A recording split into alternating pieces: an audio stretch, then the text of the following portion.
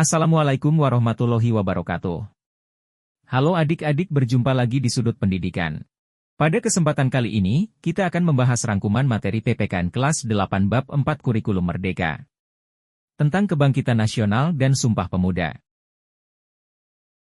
Materi pertama, sejarah lahirnya Kebangkitan Nasional dan Sumpah Pemuda.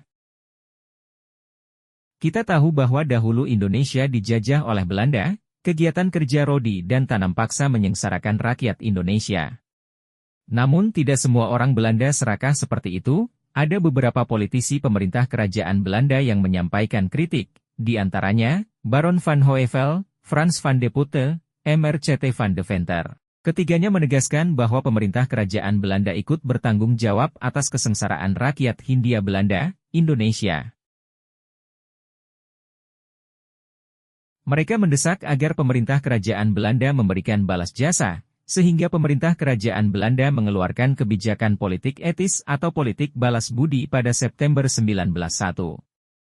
Politik etis menyasar 3 bidang utama, yaitu 1. Pendidikan, berupa akses pendidikan bagi bumi putra. 2. Pertanian, berupa pembuatan irigasi pertanian. 3. Kependudukan, berupa transmigrasi penduduk. Nah, karena adanya akses pendidikan ini, walau terbatas hanya untuk kalangan bumi putra tertentu, lahirlah kalangan terpelajar. Kalangan terpelajar ini secara intensif membangkitkan kesadaran sebangsa dan setanah air kepada rakyat Indonesia. Sehingga muncul banyak organisasi pergerakan seperti Jamiatul Khair, Sarekat Dagang Islam, Budi Utomo, Indische Partij, Perhimpunan Indonesia, Partai Nasional Indonesia, Muhammadiyah, dan Nahdlatul Ulama. Dalam selang waktu yang tidak lama dan berjalan seiring lahirnya organisasi pergerakan, lahir pula organisasi-organisasi kepemudaan seperti Jong Java, Jong Sumateranen Bon, Jong Batak, Jong Islamieten Bon, Jong Celebes, Jong Ambon, dan Jong Minahasa. Dari yang awalnya organisasi tersebut masih bersifat kedaerahan, akhirnya muncul kesadaran dari para tokoh pemuda pentingnya membangun persatuan dalam organisasi kepemudaan. Kesadaran ini coba diwujudkan dengan melaksanakan Kongres Pemuda I pada 30 April sampai 2 Mei 1926 di Batavia. Setelah Kongres Pemuda I, lahir organisasi Perhimpunan Pelajar-Pelajar Indonesia. Kemudian disepakati akan digelar Kongres Pemuda II pada 27-28 Oktober 1928 di Batavia. Ada 3 tempat yang digunakan melaksanakan kongres ini. Hari pertama bertempat di Gedung Katolieke Jongelingenbon, Lapangan Banteng. Hari kedua bertempat di Gedung OOS Java Bioscoop hingga tengah hari, sekarang Jalan Medan Merdeka Utara, nomor 14. Kemudian, sore hari pertemuan dilanjutkan di Gedung Indonesia Klub Huis Jalan Keramat Raya, nomor 106 Jakarta, sekarang disebut Museum Sumpah Pemuda. Dari Kongres Pemuda II ini lahirlah Sumpah Pemuda. Isi dari Sumpah Pemuda adalah, kami putra dan putri Indonesia, mengaku bertumpah darah yang satu, tanah air Indonesia. Kami putra dan putri Indonesia, mengaku berbangsa yang satu, bangsa Indonesia. Kami putra dan putri Indonesia, menjunjung bahasa persatuan, bahasa Indonesia. Naskah Sumpah Pemuda ditulis oleh Muhammad Yamin, dan disetujui oleh Sugondo.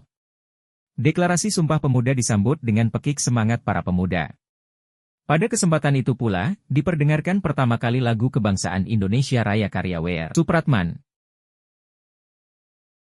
Materi selanjutnya yaitu, nilai-nilai luhur dalam Sumpah Pemuda.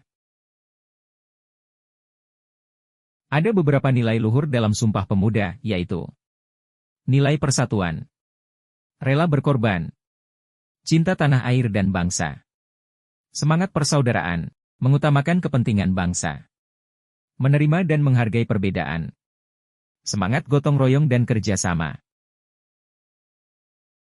Materi selanjutnya yaitu, Sumpah Pemuda dan kontribusi di era reformasi.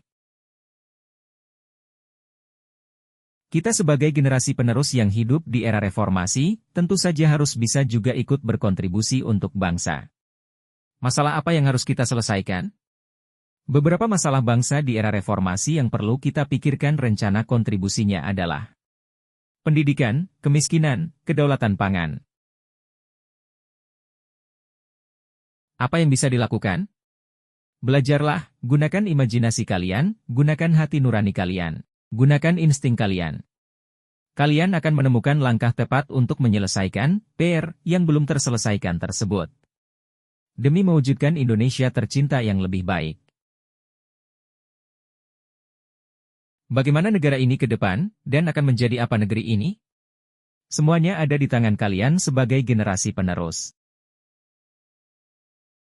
Sekian rangkuman materi PPKN kelas 8 bab 4.